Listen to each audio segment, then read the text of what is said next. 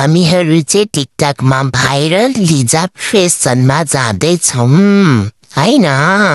तिहार पनि आइसक्यो, अब कुर्ताहरू त किन्नै पर्यो।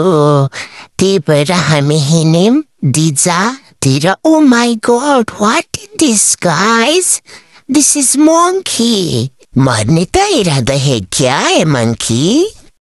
ल अब हामी आइपुग्यौँ लिजा फेसनमा।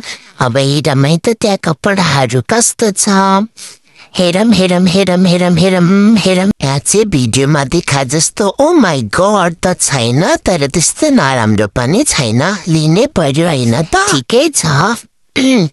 मलाई चाहिँ ट्याक्क मोबाइलमा यही स्क्रिनसट गरेको थिएँ अनि यही नै लिन्छु भनेको थिएँ। अनि यो चाहिँ 40 साइजको रहेछ। ल त नि ठिकै छ त, घटाएर लिगाउँ न त भनेर मैले किने।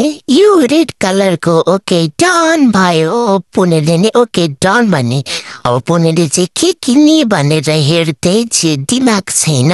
घरबाटै हेरेर आउनु पर्थ्यो दिदीले। अनि उहाँजीले पिङ्क लाउनु भयो अनि त्यसो उहाँजीलाई राम्रो देखिन कि। अनि फेरि उहाँजीले अर्को रोज्नु भयो, तर उहाँजीलाई साइज मिलेन। अनि मिलेन लहिन, अब म तँलाई केही खुवाउँछु भनेर उहाँजीले लाग्नु भयो मलाई।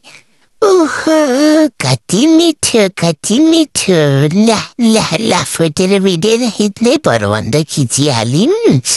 अनि फेरि मलाई बाहिरको चिज खाएपछि के हुन्छ भन्दाखेरि एकचोटि अरूलाई चाहन दिन पर्छ क्या। यो भेज हो कि होइन एकचोटि विचार गर्दिन भन्न पर्छ। अनि उहाँले विचार गर्नुभयो अनि हामीले खायौँ, मजाले खायौँ।